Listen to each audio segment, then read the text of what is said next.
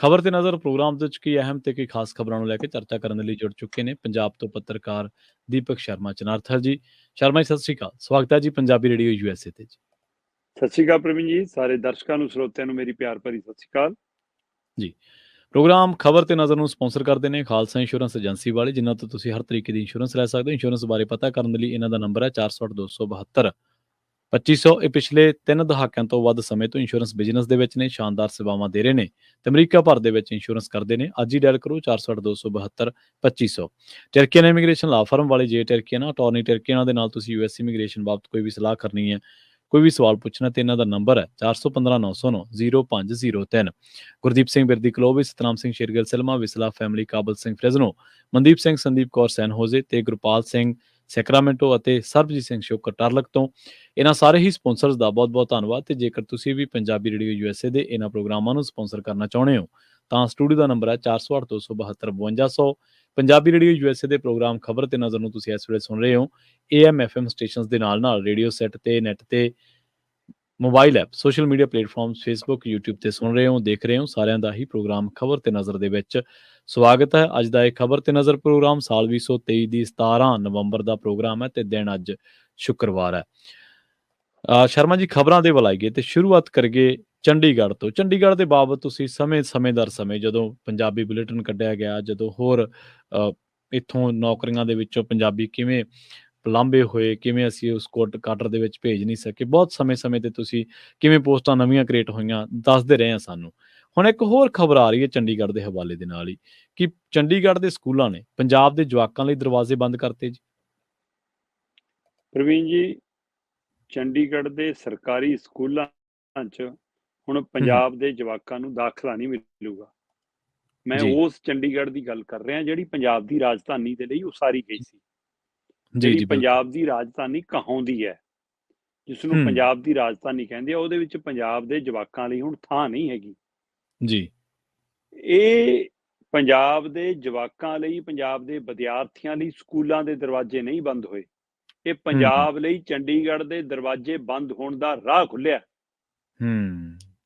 ਇਹ ਉਹਦੀ ਸ਼ੁਰੂਆਤ ਹੈ ਤੇ ਜੇ ਅਜੇ ਵੀ ਨਹੀਂ ਸਮਝਦੇ ਸਾਡੇ ਸਿਆਸਤਦਾਨ ਤੇ ਸਰਕਾਰਾਂ, ਫਿਰ ਬਹੁਤ ਦੇਰ ਹੋ ਜਾਣੀ ਹੈ। ਬੇਸ਼ੱਕ ਚੰਡੀਗੜ੍ਹ ਤੋਂ ਹੱਕ ਹਕੂਕ ਚੱਕਣ ਦੀ ਸ਼ੁਰੂਆਤ ਸਾਡੇ ਸਿਆਸਤਦਾਨਾਂ ਦੀ ਕਰਤੂਤ ਕਰਕੇ ਹੀ ਹੋਈ ਹੈ। ਅਸੀਂ ਜੇਕਰ ਸਾਡਾ ਹੱਕ ਕਮਜ਼ੋਰ ਹੋਇਆ ਤਾਂ ਉਹਦੇ ਲਈ ਸਾਡੀਆਂ ਸਮੇਂ ਦੀਆਂ ਸਰਕਾਰਾਂ ਜ਼ਿੰਮੇਵਾਰ ਨੇ।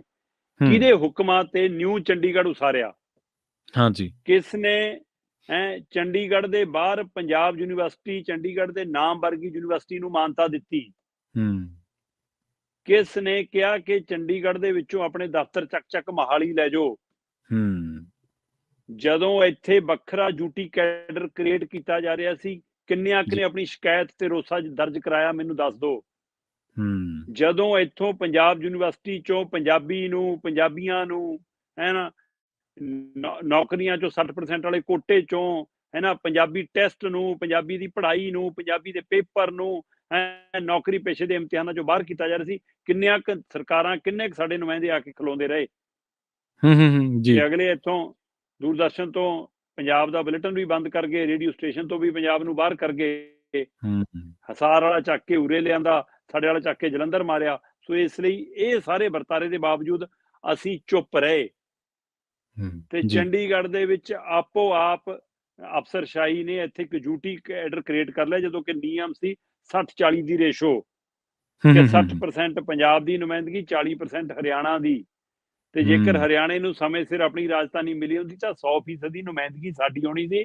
ਅੱਜ ਜਿਹੜੀ ਸਥਿਤੀ ਤੇ ਆ ਕੇ ਖੜੇ ਆ ਕਿ ਹੁਣ ਸਕੂਲਾਂ ਨੇ ਵੀ ਕਹਿਤਾ ਕਿ ਭੁੱਲ ਜਾਓ ਭਾਈ, ਪੰਜਾਬ ਦੇ ਨਿਆਣਿਆਂ ਨੂੰ ਅਸੀਂ ਦਾਖਲਾ ਦੇਵਾਂਗੇ, ਤੁਹਾਡਾ ਕੋਈ ਹੱਕ ਨਹੀਂ ਬਣਦਾ, ਇਹ ਤਾਂ ਯੂਟੀ ਦਾ ਏ। ਮਤਲਬ ਇਹ 100% ਯੂਟੀ ਕੈਡਰ ਵੱਲ ਨੂੰ, ਯੂਟੀ ਵੱਲ ਨੂੰ, ਪੂਰਨ ਸਟੇਟ ਵੱਲ ਨੂੰ ਵਧਾਇਆ ਗਿਆ ਕਦਮ ਹੈ। ਤੇ ਜੇਕਰ ਇਸ ਸਥਿਤੀ ਤੋਂ ਪਹਿਲਾਂ ਪੰਜਾਬ ਨੇ ਮੌਕਾ ਸੰਭਾਲਿਆ ਹੁੰਦਾ ਤਾਂ ਅੱਜ ਚੰਡੀਗੜ੍ਹ ਸਾਡਾ ਹੁੰਦਾ। ਤੇ ਅਸੀਂ ਆਪਣੇ ਪਿੰਡ ਉਜਾੜ ਕੇ ਇਸ ਨੂੰ ਉਸਾਰਿਆ ਸੀ ਤੇ ਅੱਜ ਸਾਨੂੰ ਇਹ ਹੱਕ ਨਹੀਂ ਰਿਹਾ। ਇਹ ਅੱਜ ਬਹੁਤ ਮੰਦਭਾਗੀ ਖਬਰ ਹੈ। ਹਵਾਲਾ ਦਿੱਤਾ ਜਾ ਰਿਹਾ 2020 ਦਾ। 2020 ਦੀ ਸਿੱਖਿਆ ਨੀਤੀ ਦੇ ਤਹਿਤ ਇਹ ਨਿਯਮ ਬਣਿਆ ਜੀ, ਤੇ ਇਸ ਤਾਂ ਉਸ ਸਮੇਂ ਤੋਂ ਲਾਗੂ ਹੈ। ਇਹਦਾ ਮਤਲਬ ਉਸ ਸਮੇਂ ਜੇਕਰ ਇਹ ਕੁਝ ਹੋਇਆ ਹੋਵੇ, ਕਈ ਮਾਪੇ ਕੀ ਚੁੱਪ ਕਰ ਗਏ ਕਿ ਉਸ ਫਾਰਮੂਲੇ ਤੇ ਉਹਨਾਂ ਦੇ ਅਨੁਸਾਰ ਆ ਗਏ ਕਿ ਜਦੋਂ ਇਹ ਐਡਮਿਸ਼ਨ ਲੈ ਕੇ ਆਉਂਦੇ ਹੋਣਗੇ ਕਿ ਜੀ ਆ ਸਾਡੇ ਬੱਚੇ ਦੀ ਐਡਮਿਸ਼ਨ ਕਰ ਲਓ, ਕਹਿੰਦੇ ਹੋਣਗੇ ਅੱਛਾ ਆਧਾਰ ਕਾਰਡ ਖਰੜ ਦਾ ਹੈ, ਆਧਾਰ ਕਾਰਡ ਮੋਹਾਲੀ ਦਾ ਨਹੀਂ, ਇਹ ਨਹੀਂ ਹੋ ਸਕਦੀ ਜੀ, ਆਧਾਰ ਕਾਰਡ ਚੰਡੀਗੜ੍ਹ ਦਾ ਹੋਊਗਾ ਫਿਰ ਚੱਲੂ। ਫਿਰ ਲੋਕਲ ਬੰਦਾ ਕਹਿੰਦਾ ਕੋਈ ਨਾ ਇੱਥੇ ਕਿਰਾਏ ਤੇ ਮਕਾਨ ਲੈ ਲਓ, ਕਿਸੇ ਦਾ ਨਾਲ ਰੈਂਟ ਐਗਰੀਮੈਂਟ ਦਿਖਾ ਲਓ, ਫਿਰ ਆਧਾਰ ਕਾਰਡ ਬਦਲ ਕੇ ਉਹ ਲਾ ਲਓ। ਹੋ ਸਕਦਾ 2 ਸਾਲ ਐਂ ਟੱਪ ਗਏ ਹੁਣ, ਪਰ ਹੁਣ ਮਾਮਲਾ ਜ਼ਿਆਦਾ ਭੱਗ ਗਿਆ। ਅਸਲ 'ਚ ਹੁੰਦਾ ਕੀ ਆ ਪ੍ਰਵੀਨ ਜੀ, ਕਿ ਚੰਡੀਗੜ੍ਹ ਦੇ ਨਾਲ ਲੱਗਦੇ ਖੇਤਰਾਂ ਦੇ ਵਿੱਚ ਮਾਪਿਆਂ ਨੂੰ ਇਹ ਪਤਾ ਕਿ ਚੰਡੀਗੜ੍ਹ 'ਚ ਪੜ੍ਹਾਈ ਦਾ ਇੱਕ ਮਿਆਰ ਹੈਗਾ। ਹਾਂਜੀ ਹਾਂਜੀ ਬਿਲਕੁਲ। ਜੇ ਜਵਾਕ ਖਰੜ ਦੇ ਸਰਕਾਰੀ ਸਕੂਲ 'ਚ ਪੜ੍ਹਾਉਣਾ ਹੈ, ਡੇਰਾਬੱਸੀ ਦੇ ਸਰਕਾਰੀ ਸਕੂਲ 'ਚ ਪੜ੍ਹਾਉਣਾ ਹੈ, ਤਾਂ ਉਹਦੇ ਨਾਲ ਕਿਉਂ ਨਾ ਚੰਡੀਗੜ੍ਹ ਦੇ ਸਰਕਾਰੀ ਸਕੂਲ 'ਚ ਪੜ੍ਹਾ ਲਈਏ। ਹਾਂਜੀ ਹਾਂਜੀ। ਤੇ ਇਸ ਲਈ ਇਸ ਨੂੰ ਪਹਿਲ ਕਦਮੀ। ਤੇ ਦੂਸਰਾ ਇੱਕ ਇਹ ਖੇਤਰ ਦੇ ਵਿੱਚ ਇਹ ਵੀ ਇੱਕ ਰੁਝਾਨ ਹੈਗਾ ਕਿ 8ਵੀਂ ਤੋਂ ਬਾਅਦ 9ਵੀਂ 10ਵੀਂ ਜਵਾਕ ਨੂੰ ਸਰਕਾਰੀ ਸਕੂਲ 'ਚੋਂ ਕਰਾਓ, 11ਵੀਂ 12ਵੀਂ ਸਰਕਾਰੀ ਸਕੂਲ 'ਚ ਕਰਾਓ, ਫਿਰ ਅੱਗੇ ਕਾਲਜ 'ਚ ਦਾਖਲਾ ਚੰਡੀਗੜ੍ਹ 'ਚ ਆਰਾਮ ਨਾਲ ਮਿਲ ਜਾਂਦਾ, ਕਿਉਂਕਿ ਚੰਡੀਗੜ੍ਹ ਦੇ ਕਾਲਜਾਂ ਵਿੱਚ, ਯੂਨੀਵਰਸਿਟੀਆਂ 'ਚ ਵੀ ਪੰਜਾਬ ਦਾ ਇੱਕ ਸੀਮਤ ਕੋਟਾ ਹੈ। ਹਾਂਜੀ ਹਾਂਜੀ। ਸੋ ਇਸ ਲਈ ਜਵਾਕ ਨੂੰ 10ਵੀਂ 12ਵੀਂ ਚੰਡੀਗੜ੍ਹ 'ਚੋਂ ਕਰਾ ਕੇ ਮਾਪੇ ਕਾਲਜਾਂ 'ਚ ਦਾਖਲੇ ਦਾ ਰਾਹ ਖੋਲਦੇ ਸੀ। ਹੁਣ ਉਹ ਦਾਖਲੇ ਦਾ ਰਾਹ ਵੀ ਬੰਦ ਕੀਤਾ ਜਾ ਰਿਹਾ ਜੀ।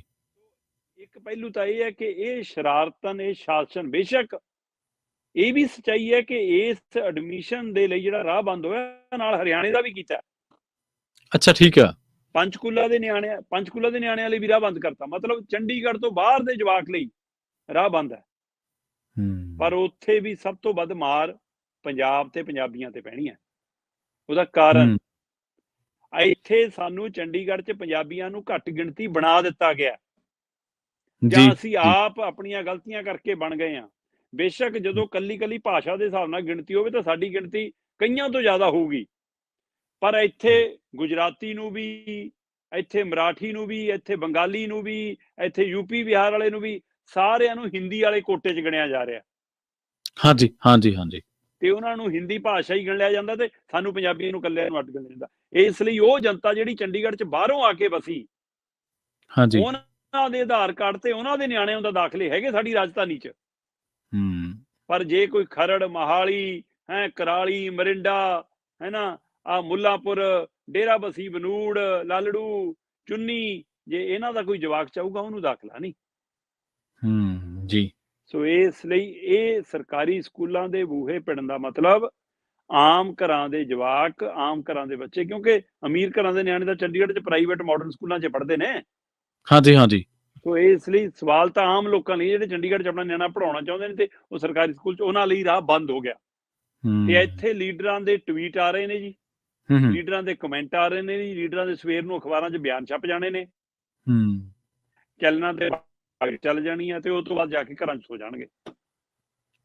ਲੜਾਈ ਲੜਨ, ਇਸ ਮੁੱਦੇ ਨੂੰ ਤਣ ਪੱਤਣ ਲਾਉਣ, ਰਾਜਪਾਲ ਨੂੰ ਪੁੱਛਣ ਕੋਈ ਨਹੀਂ ਜਾਊਗਾ ਕਿ ਜਨਾਬ ਪੰਜਾਬ ਦੇ ਰਾਜਪਾਲ ਵੀ ਤੁਸੀਂ ਤੇ ਚੰਡੀਗੜ੍ਹ ਦੇ ਪ੍ਰਸ਼ਾਸਕ ਵੀ ਤੁਸੀਂ, ਤਾਂ ਵੀ ਇਹ ਧੱਕਾ।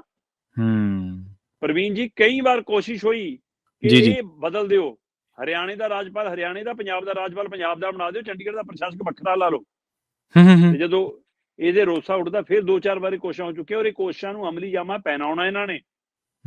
ਚੰਡੀਗੜ੍ਹ ਨੂੰ ਵੱਖਰੀ ਸਟੇਟ ਬਣਾਉਣ ਦੀ ਕਵਾਇਦ ਜਾਰੀ ਹੈ, ਤੇ ਉਹ ਦਿਨ ਦੂਰ ਨਹੀਂ ਜਦੋਂ ਇਹ ਕਹਿਣਗੇ ਕਿ ਸਾਡੀ ਆ ਤਜਵੀਜ਼ ਹੈ ਜੀ ਕੇਂਦਰ ਦੀ, ਕਿ ਚੰਡੀਗੜ੍ਹ ਦੇ ਨਾਲ ਅਸੀਂ ਜੀ ਆ ਸਾਰਾ ਮੁੱਲਾਂਪੁਰ ਗਰੀਬਦਾਸ ਵਾਲਾ, ਹੈ ਨਾ, ਇੱਧਰ ਵਾਲਾ ਕਰਾਲੀ ਵਾਲਾ, ਆ ਮਰਿੰਡਾ, ਆ ਉਹ ਤੋਂ ਗਾਹਾਂ ਜੀ ਚੁੰਨੀ, ਖਰੜ, ਮੋਹਾਲੀ, ਲਾਲੜੂ, ਡੇਰਾਬੱਸੀ, ਬਨੂੜ, ਤੇ ਉਹ ਤੋਂ ਬਾਅਦ ਪੰਚਕੂਲਾ, ਪੰਜੋਰ, ਬੱਦੀ, ਇਹਨਾਂ ਨੂੰ ਮਿਲਾ ਕੇ ਇੱਕ ਅਸੀਂ ਸਟੇਟ ਨਵੀਂ ਬਣਾਵਾਂਗੇ ਤੇ 10-12 ਸੀਟਾਂ ਵਾਲੀ ਇਸ ਨੂੰ ਸੀਟ ਬਣਾ ਕੇ ਇੱਕ ਨਵਾਂ ਮੁੱਖ ਮੰਤਰੀ ਲਾਵਾਂਗੇ। ਇਹ ਖੇਡ ਵੀ ਚੱਲ ਰਹੀ ਹੈ। ਅਸੀਂ ਕਹਿ ਰਹੇ ਹਾਂ ਚੰਡੀਗੜ੍ਹ ਸਾਨੂੰ ਮਿਲੇ, ਸਾਡੇ ਹੋਰ ਖੇਤਰ ਖੋਹ ਕੇ ਹੋਰ ਛੋਟਾ ਤੇ ਹੋਰ ਕਮਜ਼ੋਰ ਕਰਨ ਦੀ ਕੋਸ਼ਿਸ਼ ਹੋਊਗੀ। ਇੱਥੇ ਤੱਕ ਵਾਰੀ ਆਉਣੀ ਹੈ, ਪਰ ਸਾਡੇ ਲੀਡਰ ਸੁੱਤੇ ਨੇ ਜੀ। ਉਹਨਾਂ ਨੂੰ ਆਪਣੀਆਂ ਚੋਣ ਰੈਲੀਆਂ ਤੋਂ, ਆਪਣੇ ਰੋਡ ਸ਼ੋਆਂ ਤੋਂ, ਆਪਣੇ ਟਵੀਟ ਤੋਂ, ਆਪਣੀਆਂ 24 ਦੀਆਂ ਕੁਰਸੀਆਂ ਪੱਕੀਆਂ ਕਰਨ ਤੋਂ ਸਾਹ ਨਹੀਂ। ਸਵੇਰ ਨੂੰ ਫਿਰ ਕੇਜਰੀਵਾਲ ਜੀ ਆ ਰਹੇ ਨੇ ਪੰਜਾਬ, ਕਰਨਗੇ ਗੀਤ ਗਾਣਾ ਵਜਾਣਾ ਆਪਣਾ। ਜੀ ਜੀ।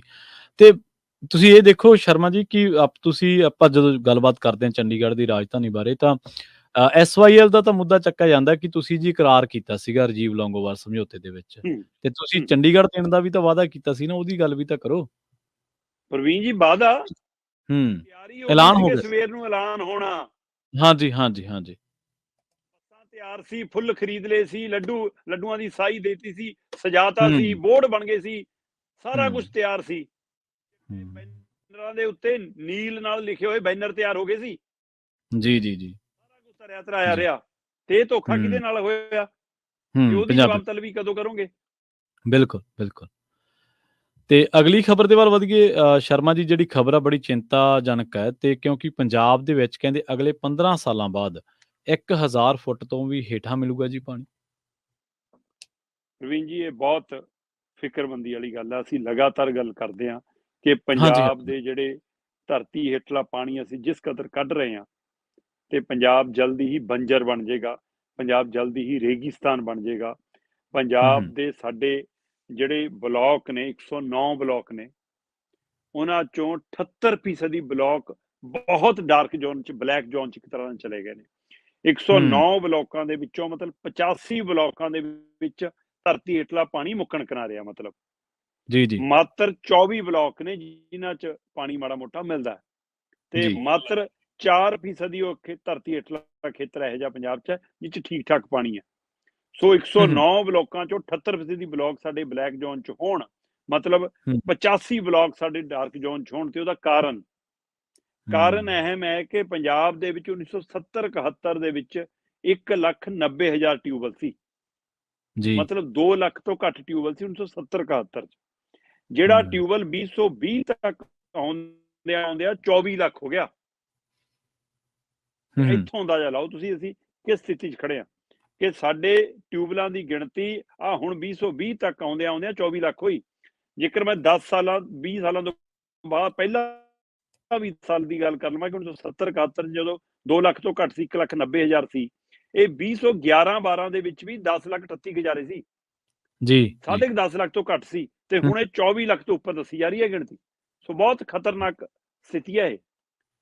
500 ਫੁੱਟ ਤੱਕ ਟਿਊਬਲ ਦੇ ਲਈ, ਹੁਣ ਟਿਊਬਲ ਲਾਉਣ ਦੇ ਲਈ ਸਾਨੂੰ ਧਰਤੀ 'ਚ ਬੋਰ ਕਰਨਾ ਪੈਂਦਾ 500 ਫੁੱਟ ਤੱਕ, ਹਾਂਜੀ, ਹਾਂਜੀ, ਬਹੁਤ ਥਾਂ ਉੱਤੇ ਜਾ ਵੜਿਆ। ਤੇ 72% ਤੋਂ 75% ਤੱਕ ਹੂੰ, ਹੂੰ, ਅਸੀਂ ਪੰਜਾਬ 'ਚ ਜਿਹੜੀ ਸਿੰਚਾਈ ਆ ਉਹ ਟਿਊਬਲਾਂ ਨਾਲ ਕਰ ਰਹੇ ਹਾਂ।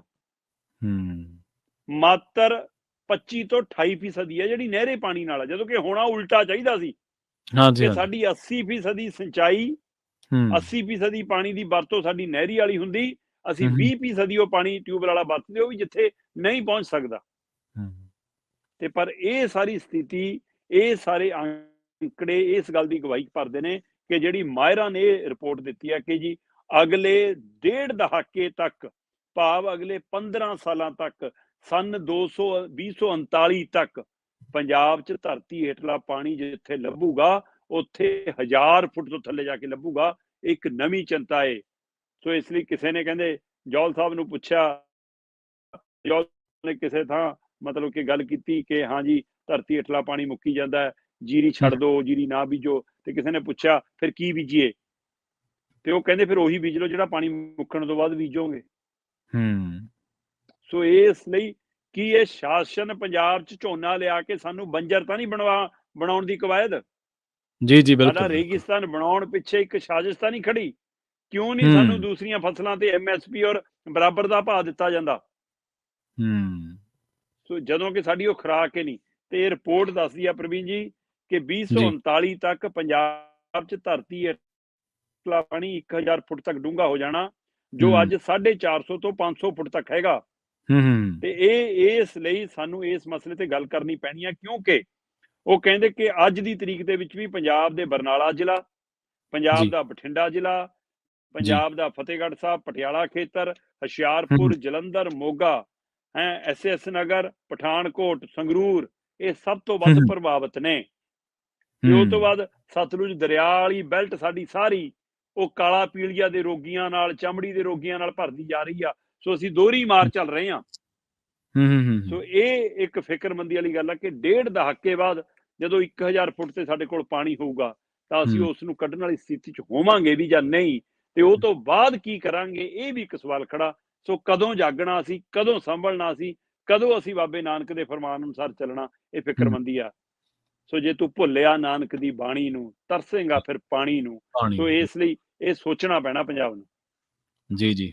ਪੰਜਾਬੀਆਂ ਨੂੰ ਤਾਂ ਗੁਰੂ ਸਾਹਿਬਾਨ ਨੇ ਇੱਕ ਹੋਰ ਬਹੁਤ ਵੱਡਾ ਕਥਨ ਦਿੱਤਾ ਸ਼ਰਮਾ ਜੀ, ਪਰ ਅਸੀਂ ਉਸ ਪਾਸੇ ਆ ਨਹੀਂ ਰਹੇ। ਜੀ। ਤੇ ਅਗਲੀ ਖਬਰ ਦੇ ਵੱਲ ਵਧੀਏ, ਕਹਿੰਦੇ ਖੇਤਾਂ ਦੇ ਨਾਲ-ਨਾਲ ਸ਼ਹਿਰਾਂ ਨੂੰ ਵੀ ਤੇ ਉਦਯੋਗ ਨੂੰ ਨਹਿਰੀ ਪਾਣੀ ਪਹੁੰਚਾਉਣ ਦੀ ਸਕੀਮ ਹੈ ਜੀ। ਜੇ ਸਕੀਮ ਲਾਗੂ ਹੋ ਜਾਵੇ ਜੀ, ਮੇਰਾ ਪੰਜਾਬ ਬਚ ਜਾਊਗਾ।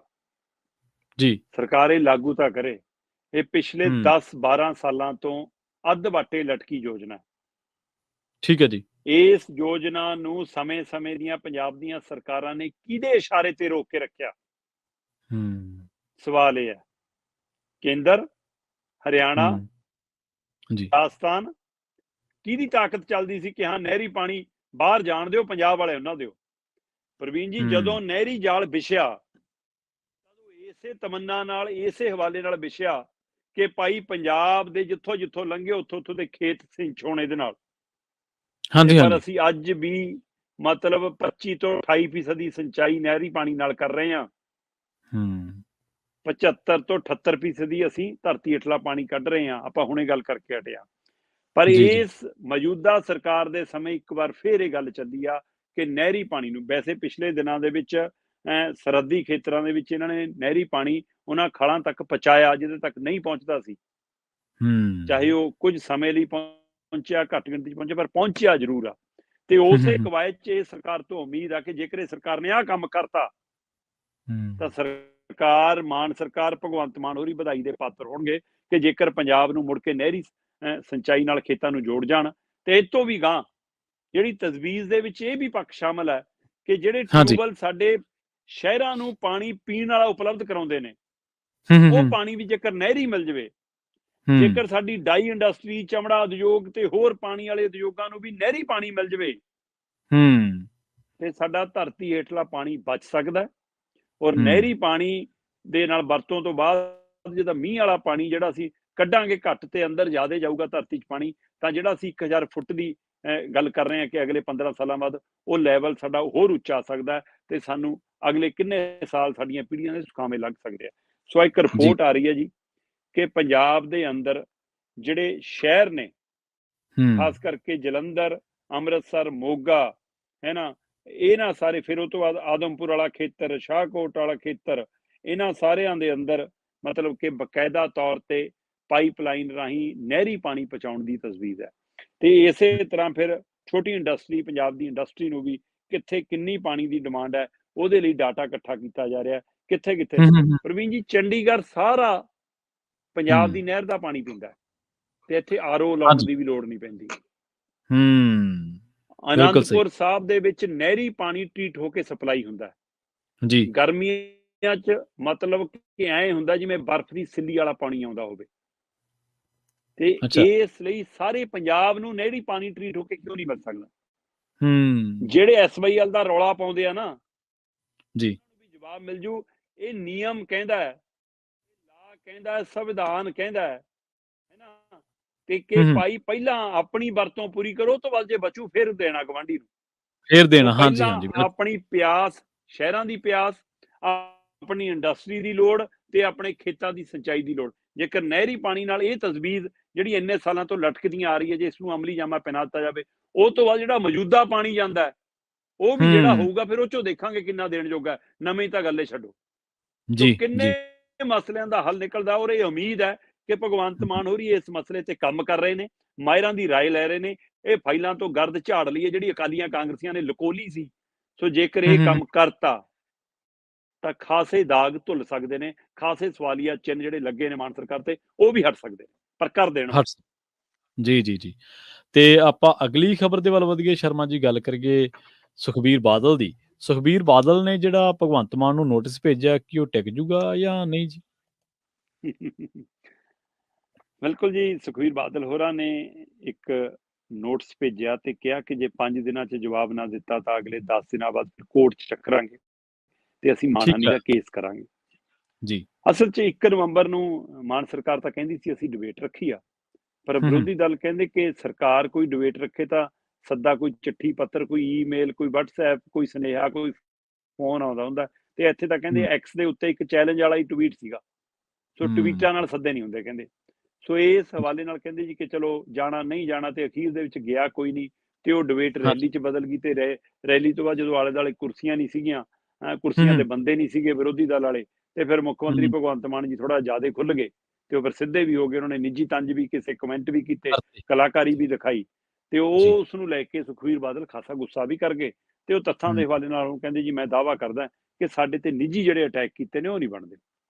ਹੂੰ ਹੂੰ ਹੂੰ ਉਹਨਾਂ ਨੇ ਪਹਿਲਾ ਹਵਾਲਾ ਦਿੱਤਾ ਬਾਲਾਸਰ ਵਾਲਾ, ਜੀ ਕਹਿੰਦੇ ਜੀ ਬਾਲਾਸਰ ਨੂੰ ਸਾਨੂੰ ਕਿਹਾ ਜੀ ਕਿ ਅਸੀਂ ਨਹਿਰ ਕੱਢ ਲਈ ਆਪਣੇ ਖੇਤਾਂ ਨੂੰ, ਆਪਣੇ ਫਾਰਮ ਹੂੰ ਹਾਊਸ ਨੂੰ, ਹੋਰ ਹੂੰ ਕਿਸੇ ਨੂੰ ਪਾਣੀ ਨਹੀਂ, ਸਾਡੇ ਨੂੰ ਪਾਣੀ ਲੱਗ ਗਿਆ। ਕਹਿੰਦੇ ਭਾਈ ਆ ਨਹਿਰ ਹਰਿਆਣਾ ਬਣਨ ਤੋਂ ਪਹਿਲਾਂ ਦੀ ਆ ਰਿਕਾਰਡ ਆ ਚਿੱਠੀਆਂ ਨੇ, ਆ ਤੱਥ ਨੇ, ਆ ਅੰਕੜੇ ਨੇ, ਆ ਤਸਵੀਰਾਂ ਨੇ, ਝਾਤ ਮਾਰ ਲਓ ਤੇ ਜੀ ਇਕੱਲੇ ਸਾਡੇ ਨੂੰ ਨਹੀਂ, ਆਲੇ ਦੁਆਲੇ ਆ ਖੇਤਾਂ ਨੂੰ ਵੀ ਆ। ਹੂੰ ਤੇ ਇਸ ਲਈ ਕਹਿੰਦੇ ਜੀ ਜਦ ਹਰਿਆਣਾ ਹੀ ਨਹੀਂ ਬਣਿਆ ਸੀ ਤਦ ਜੀ SYL ਦੀ ਗੱਲ ਕਿੱਥੋਂ ਆ ਗਈ। ਹੂੰ ਫਿਰ ਦੂਜਾ ਕਹਿੰਦੇ ਜੀ ਕਹੀ ਜਾਂਦੇ ਨੇ ਹੋਟਲ, ਕਿ ਜੀ ਜੀ ਹੋਟਲ ਲੈ ਲਿਆ, ਕਹਿੰਦੇ ਜੀ ਆਹ ਚੱਕੋ ਚਿੱਠੀ, ਅਸੀਂ ਡਰਾ ਪਾਇਆ ਸੀ ਸਾਨੂੰ। ਵੈਸੇ ਇਸ ਗੱਲ ਤੇ ਮੁੱਖ ਮੰਤਰੀ ਭਗਵੰਤ ਮਾਨ ਸੁਖਬੀਰ ਬਾਦਲ ਦੇ ਬੋਲਣ ਤੋਂ ਪਹਿਲਾਂ ਹੀ 2-3 ਵਾਰ ਤੰਜ ਕੱਸ ਚੁੱਕੇ ਨੇ ਕਿ ਸੁਖਬੀਰ ਬਾਦਲ ਕਹਿੰਦਾ ਅੱਛਾ ਡਰਾ ਨਿਕਲਿਆ ਸੀ, ਕਹਿੰਦਾ ਇਹਨਾਂ ਦਾ ਹੀ ਨਿਕਲਦਾ ਡਰਾ, ਸਾਡਾ ਤਾਂ ਕਦੇ ਨਿਕਲਿਆ ਨਹੀਂ, ਇਹਨਾਂ ਇਹੀ ਲੱਕੀ ਨੇ ਪੰਜਾਬ 'ਚ, ਹੋਰ ਤਾਂ ਕੋਈ ਲੱਕੀ ਹੋ ਨਹੀਂ। ਸੋ ਇਸ ਲਈ ਤੰਜ ਉਹ ਕੱਸ ਚੁੱਕੇ ਨੇ, ਪਰ ਤਾਂ ਵੀ ਹੂੰ ਉਹਦੇ ਬਾਵਜੂਦ ਸੁਖਬੀਰ ਬਾਦਲ ਕਹਿੰਦਾ ਮੇਰੇ ਕੋਲ ਚਿੱਠੀ ਆ, ਜੀ ਮੈਂ ਡਰਾ ਪਾਇਆ, ਡਰਾ 1 ਨੰਬਰ 'ਚ ਨਿਕਲਿਆ, 2 ਨੰਬਰ 'ਚ ਨਿਕਲਿਆ, ਇਹ ਨਹੀਂ ਪਤਾ ਅਗਲਾ ਡਰਾ ਦਿਖਾ ਰਿਹਾ ਤੇ ਹੂੰ ਕਹਿੰਦਾ ਇਹ ਇਸ ਲਈ ਸਾਡੇ ਤੇ ਝੂਠੀ ਤੋਹਮਤ ਲਾਈ ਜਾ ਰਹੀ ਆ ਤੇ ਉਹਦਾ SYL ਨਾਲ ਕਹਿੰਦੇ ਕੋਈ ਨਾਤਾ ਨਹੀਂ। ਠੀਕ ਹੈ ਜੀ ਤੀਸਰਾ ਜੀ ਕਹਿੰਦੇ ਕਿ ਸਰਕਾਰ ਕਹਿ ਰਹੀ ਹੈ ਜੀ ਕਿ ਅਸੀਂ ਇੰਨੇ ਪਰਮਿਟ ਰੱਦ ਕਰਤੇ ਇਹਨਾਂ ਦੇ, ਕਹਿੰਦੇ ਕੋਈ ਪਰਮਿਟ ਨਹੀਂ ਸਾਡਾ ਰੱਦ ਹੋਇਆ। ਹੂੰ ਵੈਸੇ ਤਾਂ ਇਹ ਆਮ ਆਦਮੀ ਪਾਰਟੀ ਸਮੁੱਚੀ ਕਹਿੰਦੀ ਸੀ ਕਿ ਆਉਂਦੀ ਔਰਬਿਟ ਬੱਸਾਂ ਬੰਦ, ਹਾਂਜੀ ਬਾਦਲਾਂ ਹਾਂਜੀ ਦੀਆਂ ਲਹੂ ਪੀਣੀਆਂ ਬੱਸਾਂ ਬੰਦ, ਲੋਕਾਂ ਦੀਆਂ ਜੇਬ ਵਾਲੀ ਵਸੂਲੀ ਕਰਨ ਲਈ ਬੱਸਾਂ ਬੰਦ। ਅਗਲੇ ਕਹਿੰਦੇ ਇੱਕ ਬੱਸ ਨਹੀਂ ਬੰਦ ਹੋਈ ਸਾਡੀ, ਸਾਡੀਆਂ ਤਾਂ ਬੱਸਾਂ ਦੀ ਗਿਣਤੀ ਵਧੀ ਹੋ ਆ। ਹਾਂ ਹੂੰ ਉਹ ਕਹਿੰਦੇ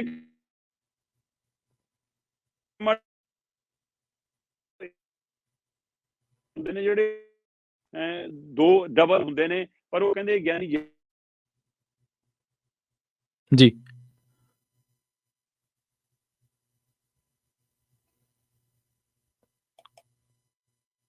ਜੀ ਤੇ ਉਹਨਾਂ ਨੇ ਉਸ ਪਾਲਿਸੀ ਦੇ ਹਵਾਲੇ ਨਾਲ ਕਿਹਾ ਕਿ ਨਹੀਂ ਜਿਹੜੀ ਇਹ ਪਾਲਿਸੀ ਦੀ ਤੁਸੀਂ ਗੱਲ ਕਰਦੇ ਹੋ ਇਹ ਗਿਆਨੀ ਜੈਲ ਸਿੰਘ ਦੇ ਸਮੇਂ ਦੀ ਆ ਤੇ ਇਕੱਲੀ ਪ੍ਰਾਈਵੇਟ ਬੱਸਾਂ ਤੇ ਨਹੀਂ ਲਾਗੂ ਹੁੰਦੀ, ਇਹ ਤਾਂ PRTC ਦੀ ਬੱਸਾਂ ਤੇ ਵੀ ਲਾਗੂ ਆ। ਸੋ ਇਸ ਲਈ ਕਹਿੰਦੇ ਸਾਡੇ ਤੇ ਝੂਠੀ ਤੋਹਮਤ ਆ, ਸਾਡਾ ਕੋਈ ਪਰਮਿਟ ਨਹੀਂ ਰੱਦ ਹੋਇਆ ਹੂੰ ਹੂੰ ਕੁਛ ਆ ਤੇ ਇਹ ਸਾਡੇ ਤੇ ਨਿੱਜੀ ਅਟੈਕ ਕੀਤੇ ਜਾ ਰਹੇ ਨੇ, ਸਾਨੂੰ ਨਿੱਜੀ ਬਦਨਾਮ ਕੀਤਾ ਜਾਂਦਾ। ਇਹ ਮੁੱਖ ਤੌਰ ਤੇ 3 ਹਵਾਲੇ ਦੇ ਕੇ ਉਹਨਾਂ ਨੇ ਨੋਟਿਸ ਭੇਜਿਆ ਜੀ ਠੀਕ ਹੈ ਤੇ ਜਿੰਨਾ ਕੁ ਮੈਂ ਜਾਣਦਾ ਜਾਂ ਸਮਝਦਾ ਕਿ ਸਰਕਾਰ ਤੇ ਮੁੱਖ ਮੰਤਰੀ ਭਗਵੰਤ ਮਾਨ ਹੋਰੀ ਇਸ ਨੋਟਿਸ ਦਾ ਜਵਾਬ ਦੇਣ ਵਾਲੇ ਤਾਂ ਨਹੀਂ ਹੈਗੇ।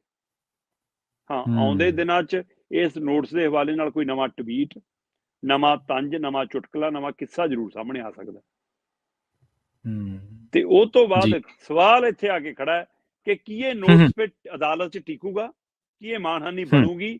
ਜੇ ਬਣ ਗਈ ਤਾਂ ਸਾਬਤ ਹੋਊਗਾ ਕੁਛ, ਕਿਉਂਕਿ ਨਾ ਤਾਂ ਸੁਖਬੀਰ ਬਾਦਲ ਨੇ ਆਪ ਪੇਸ਼ ਹੋਣਾ ਜੀ ਜੇ ਨੋਟਿਸ ਅਦਾਲਤ 'ਚ ਮਤਲਬ ਕਿ ਚਲਾ ਵੀ ਗਿਆ ਕੇਸ, ਹਾਂਜੀ ਨਾ ਭਗਵੰਤ ਮਾਨ ਹੋਰਾਂ ਨੇ ਜਾਣਾ, ਕਾਲੇ ਹੂੰ ਕੋਟਾਂ ਵਾਲੇ ਆਉਣਗੇ, ਦੋਵਾਂ ਕੋਲ ਟੀਮਾਂ ਹੈਗੀਆਂ, ਦੋਵਾਂ ਦੇ ਵਕੀਲ ਵਕੀਲੀ ਵਕਾਲਤ ਝਾੜਨਗੇ ਹੂੰ ਤੇ ਇਸ ਲਈ ਇਹ ਅਦਾਲਤ 'ਚ ਤੱਥ ਅੰਕੜੇ ਦੇਖ ਕੇ ਤੈਅ ਹੋਊਗਾ ਕਿ ਨੋਟਿਸ ਟਿਕਦਾ ਜਾਂ ਨਹੀਂ, ਮਾਨਹਾਨੀ ਹੁੰਦੀ ਹੈ, ਕੇਸ ਬਣਦਾ ਕਿ ਨਹੀਂ, ਜੇ ਹੁੰਦਾ ਹੈ ਤਾਂ ਮਾਨਹਾਨੀ ਦੀ ਭਰਪਾਈ ਹੁੰਦੀ ਹੈ ਕਿ ਨਹੀਂ, ਸਰਕਾਰ ਮਾਫੀ ਮੰਗਦੀ ਹੈ ਕਿ ਨਹੀਂ।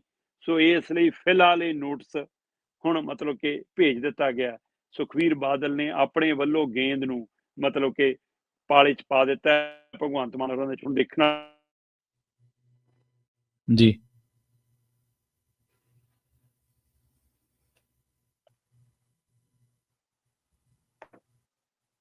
ਜੀ ਜੀ ਤੇ ਸ਼ਰਮਾ ਜੀ ਗੱਲ ਇਉਂ ਆ ਕਈ ਵਾਰੀ ਪੋਲੀਟੀਕਲ ਡੈਮੇਜ ਨੂੰ ਕੰਟਰੋਲ ਕਰਨ ਦੇ ਲਈ ਇਹ ਚੀਜ਼ਾਂ ਕਰਨੀਆਂ ਪੈਂਦੀਆਂ ਨੇ। ਦੂਜੀ ਗੱਲ ਇਹ ਕਿ ਇਹ ਤਾਂ ਦੋਸ਼ ਸੁਖਬੀਰ ਸਿੰਘ ਬਾਦਲ ਤੇ ਮਤਲਬ ਦਹਾਕਿਆਂ ਤੋਂ ਹੀ ਲੱਗ ਰਹੇ ਨੇ ਬਾਦਲ ਪਰਿਵਾਰ ਤੇ। ਕਾਂਗਰਸ ਤੁਹਾਨੂੰ ਪਤਾ ਹੈ ਕਿੰਨੇ ਦੋਸ਼ ਲਾਉਂਦੀ ਸੀ। ਇਹਨਾਂ ਕੋਲ ਇੱਕੋ ਡਾਇਲੋਗ ਹੁੰਦਾ ਸੀਗਾ, ਕਾਂਗਰਸ ਸਿੱਖਾਂ ਦੀ ਕਾਤਲ ਜਮਾਤ ਹੈ ਤੇ ਉਹਨਾਂ ਕੋਲ ਇਹ ਹੁੰਦਾ ਸੀਗਾ ਕਿ ਬਈ ਪਾਣੀ ਦੇ ਮਾਮਲੇ ਦੇ ਵਿੱਚ ਕਿ ਇਹਨਾਂ ਨੇ ਹਰਿਆਣੇ ਵਾਲਿਆਂ ਦੇ ਨਾਲ ਰਲ ਕੇ ਪੰਜਾਬ ਦੇ ਨਾਲ ਧੋਖਾ ਕੀਤਾ ਹੈ। ਪਰ ਇਹ ਜਿਹੜਾ ਮਾਣਹਾਨੀ ਵਾਲਾ ਇਹ ਜਿਵੇਂ ਤੁਸੀਂ ਦੱਸਿਆ ਇਹ ਪਹਿਲੀ ਵਾਰ ਹੈ। ਪੋਲੀਟੀਕਲ ਡੈਮੇਜ ਦੇ ਕੰਟਰੋਲ ਦੇ ਮਾਮਲੇ ਤੋਂ ਵੀ ਦੇਖਿਆ ਜਾਵੇ ਤੇ ਜੇਕਰ ਦੂਜੇ ਪਾਸੇ ਕੀ ਸਰਕਾਰ ਦੇ ਕੋਲੇ ਇੰਨੀ ਅਫਸਰਸ਼ਾਹੀ ਹੈ ਸ਼ਰਮਾ ਜੀ, ਤੇ ਸਰਕਾਰ ਦਾ ਮੁਖੀ ਬੋਲਣ ਜਾ ਰਿਹਾ ਕਿ ਉਹਨੂੰ ਇਹ ਵੀ ਨਹੀਂ ਪਤਾ ਕਿ ਇਹ ਚੀਜ਼ਾਂ ਕਿੱਥੋਂ ਨੇ, ਕਿਵੇਂ ਨੇ, ਕਿ ਇੰਨਾ ਵੀ ਰਿਸਰਚ ਕਰਨ ਦਾ ਉਹਨਾਂ ਕੋਲੇ ਸਮਾਂ ਨਹੀਂ ਹੈ। ਨਹੀਂ, ਕੀ ਰਿਸਰਚ ਕਰਕੇ ਜਿਹੜੇ ਅੰਕੜੇ ਦਿੱਤੇ ਜਾਂਦੇ ਨੇ, ਕੀ ਸਰਕਾਰ ਉਹਦੇ ਹਿਸਾਬ ਨਾਲ ਬੋਲਦੀ ਹੈ ਕਿ ਆਪਣੀ ਮਰਜ਼ੀ ਨਾਲ ਬੋਲਦੀ ਹੈ? ਆਪਣੀ ਮਰਜ਼ੀ ਨਾਲ ਬੋਲਦੀ ਹੈ, ਇਹ ਵੀ ਗੱਲ ਸਹੀ। ਜੀ ਸਵਾਲ ਜੀ ਇਹ ਜੀ ਵੀ ਹੈ। ਹੂੰ ਤੇ ਦੂਜੀ ਆਪਾਂ ਅਗਲੀ ਖਬਰ ਦੇ ਵੱਲ ਵਧੀਏ ਤੇ ਪਿਛਲੇ ਦਿਨੀ ਆਪਾਂ ਕੁੱਤਿਆਂ ਦੇ ਵੱਢਣ ਤੇ ਜਿਹੜਾ ਹਰਜਾਨੇ ਦੀ ਗੱਲ ਕੀਤੀ ਸੀਗੀ, ਪਰ ਹੁਣ ਸ਼ਰਮਾ ਜੀ ਗੱਲ ਨਿਕਲ ਕੇ ਆ ਰਹੀ ਹੈ ਕਿ ਪੰਜਾਬ ਦੇ ਵਿੱਚ ਪਹਿਲਾਂ ਤੋਂ ਹੀ ਇਸ ਮੁਆਵਜ਼ੇ ਦੀ ਸਹੂਲਤ ਹੈਗੀ ਹੈ, ਪਰ ਕੋਈ ਕਲੇਮ ਹੀ ਨਹੀਂ ਕਰਦਾ, ਕੋਈ ਲੈਣ ਹੀ ਨਹੀਂ ਆਉਂਦਾ ਮੁਆਵਜ਼ਾ ਇਹ। ਪ੍ਰਵੀਨ ਜੀ, ਉਸ ਦਿਨ ਜਿਸ ਦਿਨ ਹਾਈ ਕੋਰਟ ਦੇ ਹਵਾਲੇ ਨਾਲ ਆਇਆ ਸੀ, ਆਪਾਂ ਉਸ ਦਿਨ ਵੀ ਇਸ ਖਬਰ 'ਚ ਮੈਂ ਉਹਦਾ ਜ਼ਿਕਰ ਕੀਤਾ ਸੀ ਕਿ ਜੀ, ਜੀ। ਪੰਜਾਬ 'ਚ ਜਾਨਵਰਾਂ ਰਾਹੀਂ ਜ਼ਖਮੀ ਹੋਣ ਦੀ ਸਥਿਤੀ 'ਚ ਜਾਂ ਕੁੱਤੇ ਰਾਹੀਂ ਵੱਢਣ ਤੇ ਜ਼ਖਮੀ ਹੋਣ ਦੀ ਸਥਿਤੀ 1 ਲੱਖ ਤੱਕ ਦੇ ਮੁਆਵਜ਼ੇ ਦੀ ਪ੍ਰੋਵੀਜ਼ਨ ਹੈਗੀ ਹੈ, ਤੇ ਮੌਤ ਦੇ ਮਾਮਲੇ 'ਚ 2 ਲੱਖ ਤੱਕ ਦੀ ਹੈਗੀ ਹੈ, ਪਰ ਕੋਈ ਲੈਣ ਹੀ ਨਹੀਂ ਆਉਂਦਾ। ਤੇ ਉਹ ਹੁਣ ਪੂਰੇ ਅੰਕੜਾ ਭਰਪੂਰ ਇੱਕ ਰਿਪੋਰਟ ਸਾਹਮਣੇ ਆ ਰਹੀ ਹੈ, ਜਿਹਦੀ ਰਿਪੋਰਟ ਇਹ ਦਮ ਪਰ ਕਿ ਪੰਜਾਬ ਦੇ ਕੁਝ ਜ਼ਿਲ੍ਹਿਆਂ 'ਚ ਤਾਂ ਕੁੱਤਿਆਂ ਦੇ ਮਾਮਲੇ 'ਚ ਕਮੇਟੀਆਂ ਹੀ ਨਹੀਂ ਬਣੀਆਂ, ਤੇ ਠੀਕ ਹੈ ਜੀ। ਜਿਨ੍ਹਾਂ ਜ਼ਿਲ੍ਹਿਆਂ 'ਚ ਬਣੀਆਂ ਮੁਆਵਜ਼ਾ ਉੱਥੇ ਵੀ ਲੈਣ ਕੋਈ ਨਹੀਂ ਆਉਂਦਾ। ਪੰਜਾਬ ਦੇ ਵਿੱਚ ਇਹ ਪਹਿਲਾਂ ਤੋਂ ਹੀ ਹੈ ਕਿ ਕੁੱਤਿਆਂ ਦੇ ਮਾਮਲੇ 'ਚ, ਸੜਕ ਹਾਦਸੇ, ਜਾਨਵਰਾਂ ਦੇ ਕਾਰਨ ਹੋਣ ਵਾਲੇ ਮਾਮਲੇ 'ਚ ਮੁਆਵਜ਼ੇ ਦੀ ਪ੍ਰੋਵੀਜ਼ਨ ਹੈਗੀ ਹੈ। ਉਸ ਪ੍ਰੋਵੀਜ਼ਨ ਦੇ ਲਈ ਲਾਗੂ ਕਿਹਨੇ ਕਰਾਉਣੀ ਆ ਉਹ ਪ੍ਰੋਵੀਜ਼ਨ, ਉਸ ਦੇ ਲਈ ਅਮਲੀ ਜਾਮਾ ਕਿਹਨੇ ਬਣਾਉਣਾ। ਪੰਜਾਬ ਦੇ ਵਿੱਚ ਸਥਿਤੀ ਇਹ ਹੈ ਕਿ ਲਗਭਗ ਹਰ ਸਾਲ 1 ਲੱਖ ਤੋਂ ਉੱਪਰ ਜਾ ਰਹੇ ਨੇ ਅੰਕੜੇ ਕੁੱਤਿਆਂ ਦੇ ਵੱਢਣ ਦੇ। ਇਸ ਵਾਰ ਜੇਕਰ ਮੈਂ 2030 ਦੀ ਸ਼ਹਿਰ ਵਾਈਜ਼ ਗੱਲ ਕਰਾਂ ਤਾਂ ਜਲੰਧਰ ਸ਼ਹਿਰ 'ਚ 10,000 ਤੋਂ ਵੱਧ ਹੋ ਗਿਆ ਨਵੰਬਰ ਮਹੀਨੇ ਤੱਕ ਆਉਂਦੇ ਆਉਂਦੇ। ਇੱਥੋਂ ਅੰਦਾਜ਼ਾ ਲਾ ਲਓ ਇੱਕ ਸ਼ਹਿਰ ਦਾ ਔਸਤਨ 5,000 ਤੋਂ ਉੱਪਰ ਜਾਂਦੀ ਹੈ ਸਾਡੀ ਔਸਤ। ਮਤਲਬ ਜਲੰਧਰ ਦੇ ਵਿੱਚ 10,483 ਕੇਸ 2023 'ਚ ਹੁਣ ਤੱਕ ਦੇ ਨੇ, ਜਨਵਰੀ ਤੋਂ ਲੈ ਕੇ ਨਵੰਬਰ ਮਹੀਨੇ ਤੱਕ ਦੇ। ਤੇ ਜੇਕਰ ਬਾਕੀ ਜ਼ਿਲ੍ਹਿਆਂ ਦੀ, ਬਰਨਾਲੇ ਦੇ ਵਿੱਚ ਇਸ ਅਗਸਤ ਤੱਕ 3,000 ਤੋਂ ਵੱਧ ਕੇਸ ਨੇ, ਫਿਰੋਜ਼ਪੁਰ 'ਚ 2,500 ਦੇ ਕਰੀਬ ਕੇਸ ਨੇ, ਅਗਸਤ ਮਹੀਨੇ ਤੱਕ ਦੇ ਅੰਕੜੇ ਆ। ਮੋਗੇ ਦੇ ਵਿੱਚ 5,500 ਤੋਂ ਵੱਧ ਕੇਸ ਨੇ, ਪਠਾਨਕੋਟ 'ਚ 2,000 ਦੇ ਕਰੀਬ ਕੇਸ ਨੇ, ਮੁਕਤਸਰ 'ਚ 4,000 ਤੋਂ ਵੱਧ ਕੇਸ ਨੇ, ਸੰਗਰੂਰ 'ਚ 5,086 ਕੇਸ ਨੇ ਅਗਸਤ ਮਹੀਨੇ ਤੱਕ, ਹੈ ਨਾ। ਇਸੇ ਤਰ੍ਹਾਂ ਜਲੰਧਰ 'ਚ ਅਗਸਤ ਤੱਕ 8,614 ਸੀ, ਤੇ ਹੁਣ ਆਉਂਦੇ ਆਉਂਦੇ 10,483 ਹੋ ਗਏ ਨਵੰਬਰ ਤੱਕ ਆਉਂਦੇ ਆਉਂਦੇ। ਬਠਿੰਡੇ 'ਚ ਵੀ 7,000 ਦੇ ਕਰੀਬ ਕੇਸ ਨੇ ਅਗਸਤ ਤੱਕ। ਇਹ ਕੁੱਤਿਆਂ ਦੇ ਵੱਢਣ ਦੇ ਮਾਮਲੇ ਨੇ, ਔਰ ਇਹ ਉਹ ਥਾਵਾਂ ਨੇ ਜਿੱਥੇ ਕਮੇਟੀਆਂ ਨਹੀਂ ਬਣੀਆਂ।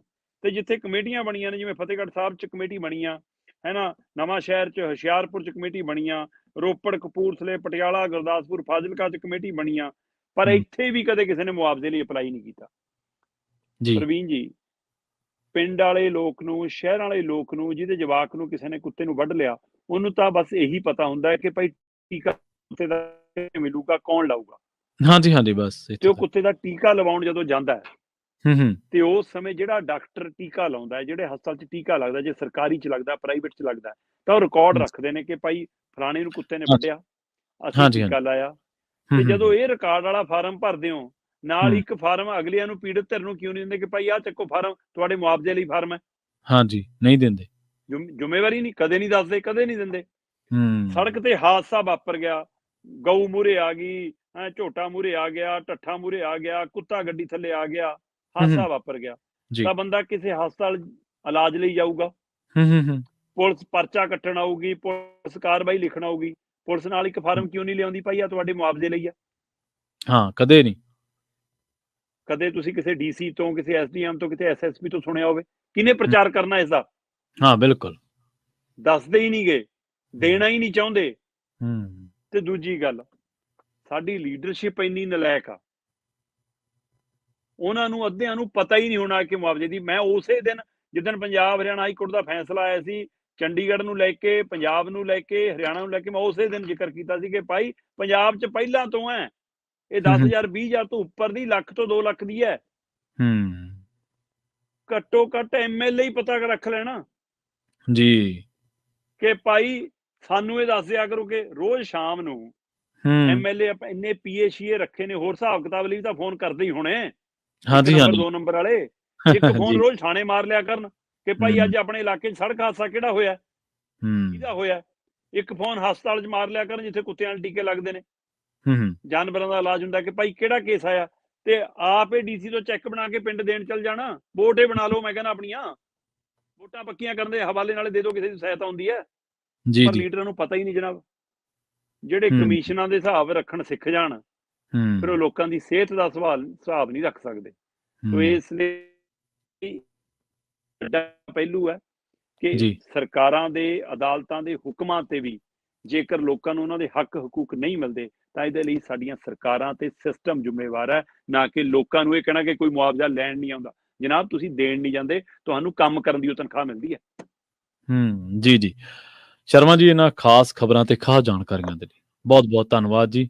ਸਕੀਮਾਂ ਅਜਿਹੀਆਂ ਬੜੀਆਂ ਨੇ ਜਿਨ੍ਹਾਂ ਦਾ ਪ੍ਰਚਾਰ ਹੀ ਨਹੀਂ ਹੋਇਆ, ਕੁਝ ਕੁ ਲੋਕਾਂ ਤੱਕ ਸੀਮਤ। 3 ਕਰੋੜ ਦੀ ਆਬਾਦੀ ਹੈ, ਸ਼ਾਇਦ ਮੂਹਰਲੀ ਜਿਹੜੀ ਕਤਾਰ ਵਾਲੀ 10 ਲੱਖ ਹੋਣੀ ਹੈ ਵੱਧ ਤੋਂ ਵੱਧ, ਜੇ ਆਪਾਂ ਅੰਦਾਜ਼ਾ ਲਾਈਏ। ਉਸ ਆਬਾਦੀ ਤੱਕ ਹੀ ਪਤਾ, ਤੇ ਉਹੀ ਇਹਨਾਂ ਸਹੂਲਤਾਂ ਦਾ ਆਨੰਦ ਮਾਣ ਰਹੀ ਹੈ। ਬਾਕੀ ਜਿਹੜੀ ਆਬਾਦੀ ਹੈ ਸ਼ਰਮਾ ਜੀ, ਉਹ ਆਪਣੀ ਕਿਸਮਤ ਤੇ ਆਪਣੇ ਸੰਘਰਸ਼ ਤੇ ਜ਼ਿੰਦਗੀ ਜੀ ਬਿਲਕੁਲ ਜੀ। ਬਹੁਤ ਬਹੁਤ ਧੰਨਵਾਦ ਸ਼ਰਮਾ ਜੀ। ਜੀ ਪ੍ਰੋਗਰਾਮ ਖਬਰ ਤੇ ਨਜ਼ਰ ਨੂੰ ਆਪਾਂ ਇੱਥੇ ਹੀ ਸਮਾਪਤ ਕਰਾਂਗੇ। ਜੁੜੇ ਰਹੋ ਪੰਜਾਬੀ ਰੇਡੀਓ USA ਦੇ ਨਾਲ। ਪੰਜਾਬੀ ਰੇਡੀਓ USA ਤੇ ਪ੍ਰੋਗਰਾਮਾਂ ਦਾ ਸਿਲਸਿਲਾ ਲਗਾਤਾਰ ਜਾਰੀ ਹੈ। ਬਹੁਤ